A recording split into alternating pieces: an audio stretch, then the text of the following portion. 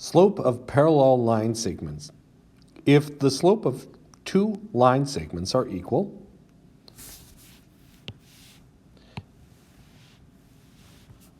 the segments are parallel. If two non-vertical segments are parallel, then their slopes are equal. In this diagram, line segments AB and CD are parallel. Prove it. So when I'm taking a look at AC, and I'm going to maybe highlight this in red, so I'm just going to call this the slope of AB. And if I figure out the slope of AB, and then I'm going to compare it to the slope of CD.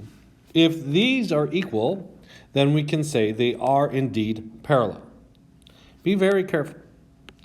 And I know that the statement here seems like it was repeated twice, but it wasn't. Basically, if we have equal slopes, then the line segments are parallel.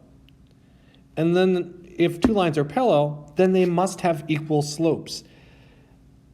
So the slope of AB is going to be 5 minus 3 divided by 6 minus 2. And what we get is the slope of AB is going to be 2 over 4. And if we simplify that a little bit more, the slope of AB is going to be equal to 1/2. That is my y value.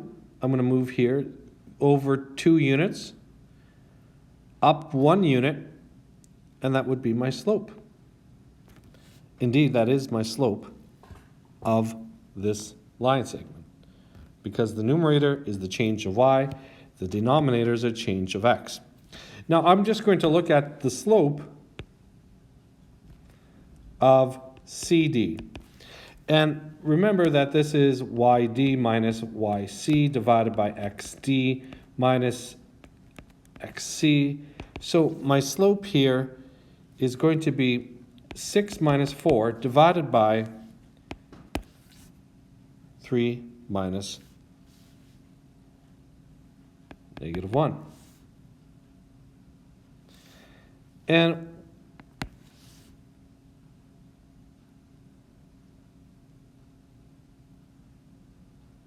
what I get is 2 over 4.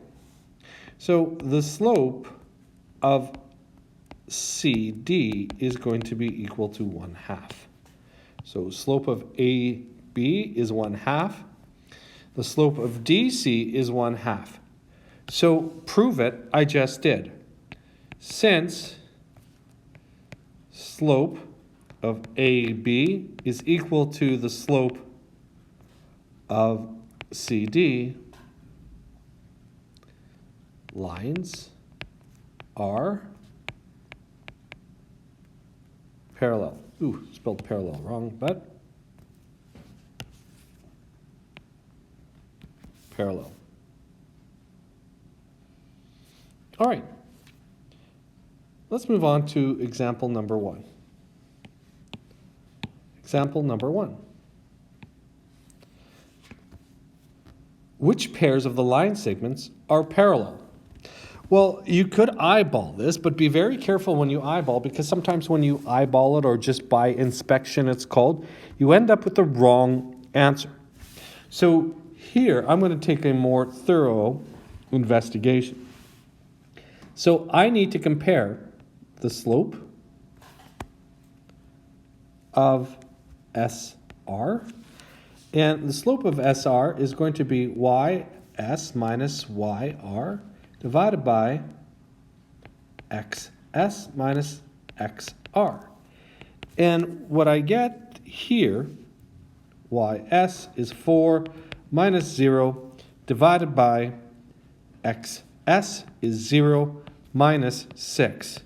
And what I get is 4 over -6, or -2 over 3 when we simplify it, right? If you divide both top and bottom by -2. Now remember that here's a little fun math fact. You cannot have a negative in the denominator. It's just poor form in math. It's considered wrong. So therefore, you must put your negative sign in the numerator. What we notice now is that the slope of QR is going to be equal to, that's QR. So it's YQ minus YQ minus YR divided by XQ minus XR. That is the Y coordinates and the X coordinates. Does it matter which goes first, the Q or the R's? No.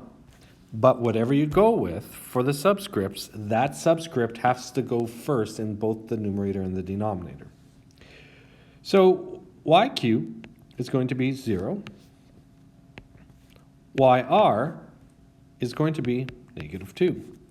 Divided by XQ, 1, minus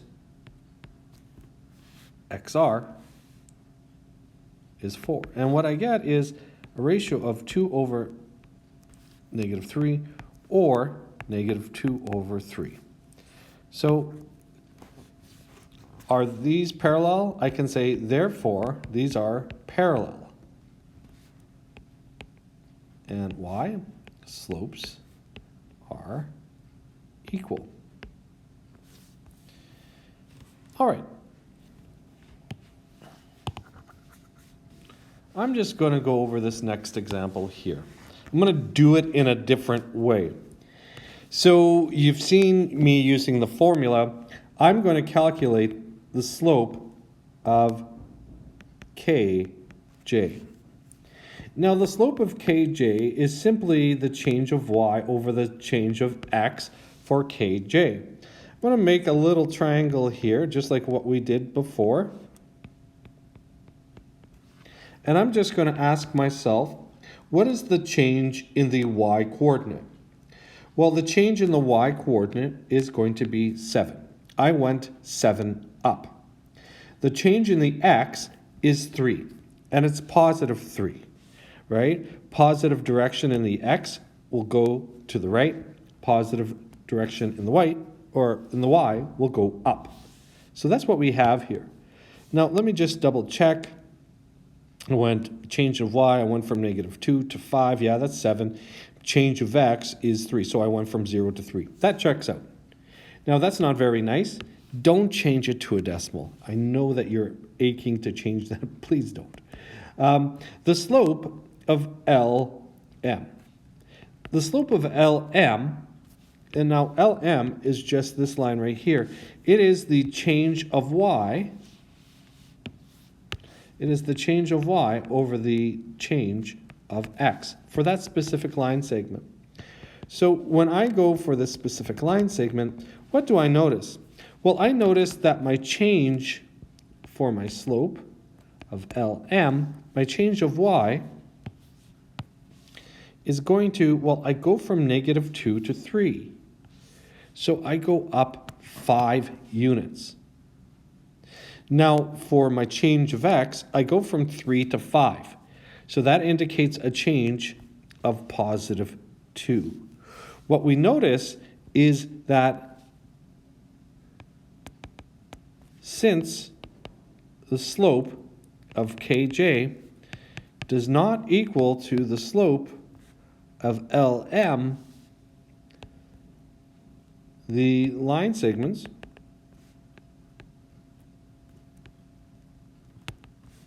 are not parallel. Oops, spelled parallel wrong again. We'll get over it though, I'm sure. So I mean, obviously there's one way that probably appeals to you a little bit more. And this one appeals to me a little bit more, but it's also a little bit more tricky. I'm sure that when you looked at B, you said, oh yeah, obviously they are parallel. They certainly look parallel, but it's just an optical illusion.